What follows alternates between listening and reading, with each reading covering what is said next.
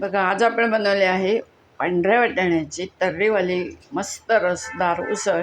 ही कशी केली हे जर बघायचं असेल तर चला अश्विनी चॅनलला जाऊया आणि ही उसळ कशी केली ते बघूया.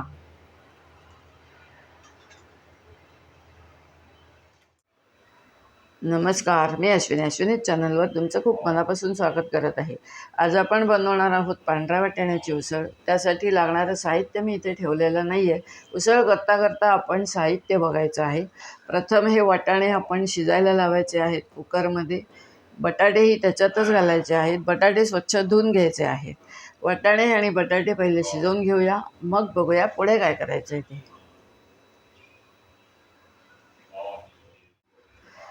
हे पहा मंडळी, वाटाणे आणि बटाटे मी अख्खे ठेवले नाही आहेत, त्याच्या एवढ्या मोठ्या अशा फोडी करून घेतल्या. आता हे आपण शिजवून घेऊया. चला मंडळी, कढई तापायला ठेवली आहे. वाटाणे बटाटा शिजून तयार आहे. आता आपण इतर साहित्य बघून घेऊया. तेल घालायचं आहे 3 पळ्या. फोडणीचं साहित्य ते मी इथे ठेवलं नाही आहे. लसूण ठेचून घेतले आहे, कडीलिंब घेतला आहे, ओला नारळ आणि मिरची खरडा घेतला आहे, त्यात पण लसूण आलं आहे. टोमॅटो ठेवला आहे बारीक चिरून, कांदा ठेवला आहे. आता कोरडे मसाले कुठले घेतले आहेत? धना जिरा पावडर, मालवणी मसाला, कलरवाला लाल तिखट, गरम मसाला 1.5 चमचा गरम मसाला आणि कोथिंबीर ठेवले आहे वरून घालायला. कढई तापलेली आहे, तेल पण तापलेलं आहे. चला आता आपण फोडणी करूया आणि उसळ कशी करायची ते बघूया. तर्रीवाली पांढऱ्या वाटाण्याची उसळ.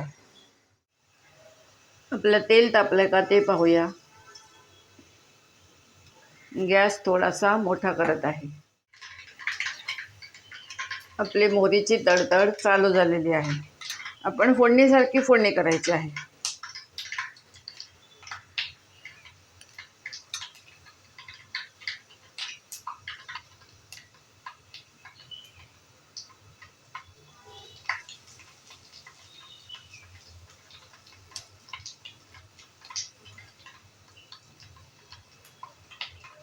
थोडासा हिंग कमी वाटला, मी परत घालून घेतलेला आहे.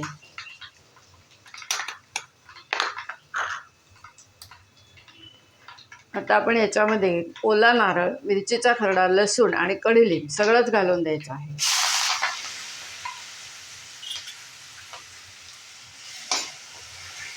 आणि हे 1-2 मिनटं छान परतायचं आहे. ओला नारळ, लसूण चांगली परतली गेली पाहिजे. हिरवी मिरचीचं वाटण पण मी घातलेलं आहे. हिरव्या मिरचीच्या वाटणात लसूण आलं आहे. तुम्ही फक्त वाटण घातलं तरी चालेल, पण अशी लसूण आमच्याकडे आवडते म्हणून ही ठेचलेली लसूण मी घातलेली आहे. गॅस थोडासा आता आपण मोठा करूया, कारण हे आपलं छान फ्राय झालं पाहिजे. आपले लसूण, ओलं खोबरं आणि कडीलिंब छानपैकी फ्राय झालेला आहे. गॅस मोठाच ठेवलेला आहे. आपण याच्यामध्ये कांदा घालून घेऊया. लसूण जर तुम्हाला तांबडी हवी असेल तर पहिले तेलामध्ये लसूण घाला फोडणीमध्ये. आता हा कांदा छानपैकी परतून घेऊया.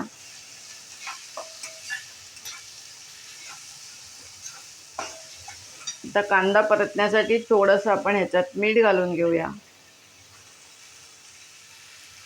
फक्त कांद्यापुरेसं मीठ घातलं आहे. उसळीचं मीठ आपण नंतर घालायचं आहे.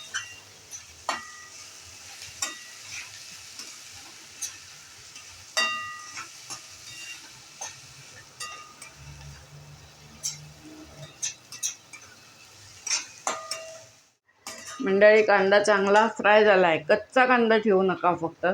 आता ह्याच्यात हा सर्व टोमॅटो घालून द्यायचा.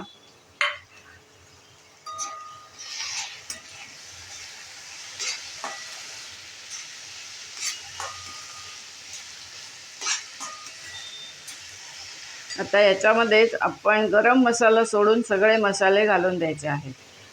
हे पहा, धना जिरा पावडर, कलरचं तिखट, मालवणी मसाला हा सर्व घालून घेतला आहे. गॅस थोडासा कमी करायचा. याच्यात थोडंसं पाणी घालायचं आहे.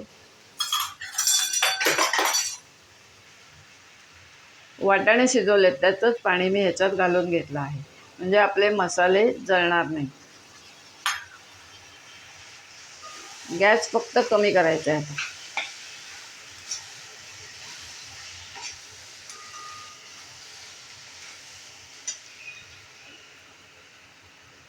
गॅस मिडियम ठेवला आहे.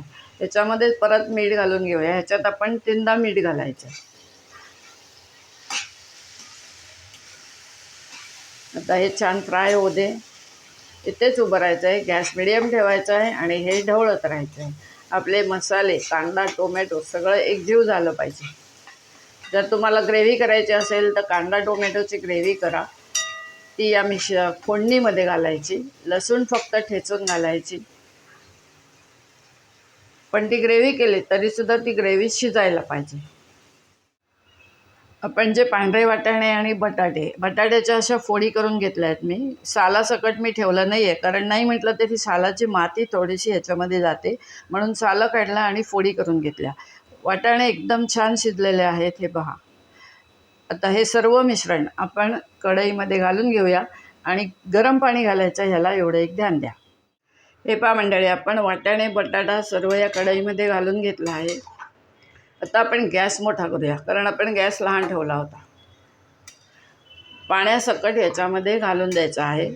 आता ह्याला अजून पाणी लागणार आहे. मी पाणी गरम करून घेतलेलं आहे. आधी हे सर्व मिश्रण एकत्र करून घेऊया.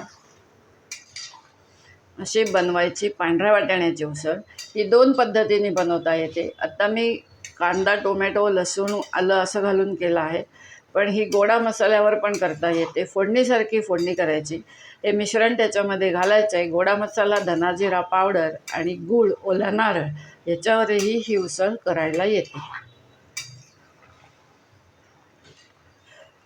आता उसळीला लागणारं आपण मीठ घालून देऊया. तुम्ही एकदाच मीठ घातलं तरी पण चालेल. कांद्याला थोडंसं घालायचं, बाकी सर्व आत्ता घालायचं. हा गरम मसाला घालून देत आहे. मसाले सर्व तुमच्या आवडीनुसार घाला. तुम्हाला स्ट्रॉंग आवडत असेल तर मसाल्याचं प्रमाण थोडंसं वाढवा.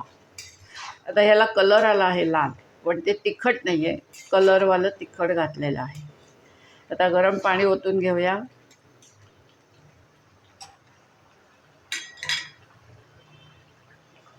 हे पहा, गरम पाणी मी करून घेतलेलं आहे.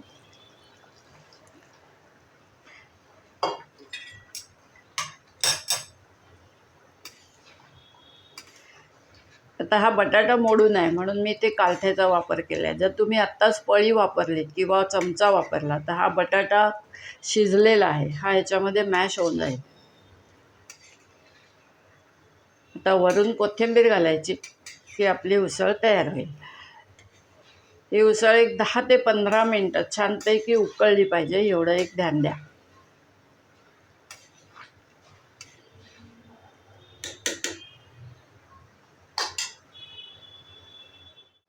आपली उसळ तयार झालेली आहे. ह्याच्यामध्ये आपण लिंबू पिळून घेऊया.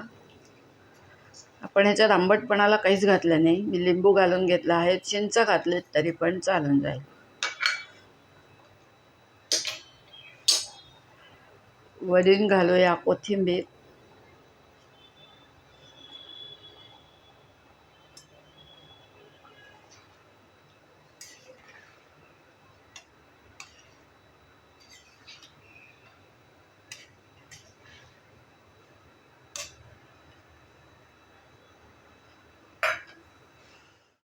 मंडळी, अशा प्रकारे बनली आपली तर्रीवाली पांढऱ्या वाटाण्याची उसळ. झक्कास झाली आहे. आता मी पोळ्या बनवणार आहे. त्याच्याबरोबर तुम्ही पुरी खाऊन बघा. पुरीबरोबर ही उसळ एकदम झकास लागते. पण मी पुरी करणार नाही आहे, पोळी करणार आहे आणि पोळीबरोबर ही उसळ खाणार आहे. किंवा भातासोबतही तुम्ही खाऊ शकता. भाताबरोबर, पोळीबरोबर, भाकरीबरोबर कशावरही ही उसळ एकदम झकास लागते. पसंत अपनी अपनी. चला, तर मग ही उसळ तयार झाली आहे. आता आपण पोळ्या करायला घेऊया आणि उसळ पोळीचा आस्वाद घेऊया.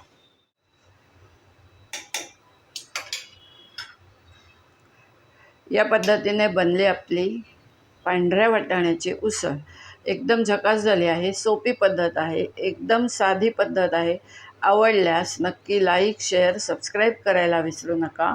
धन्यवाद. आता आपली भेट एका छानशा पदार्थासोबत होणार आहे. तोपर्यंत बाय बाय. चला, आता आपण पांढऱ्या वाटाण्याची उसळ आणि पोळी खायला घेऊया.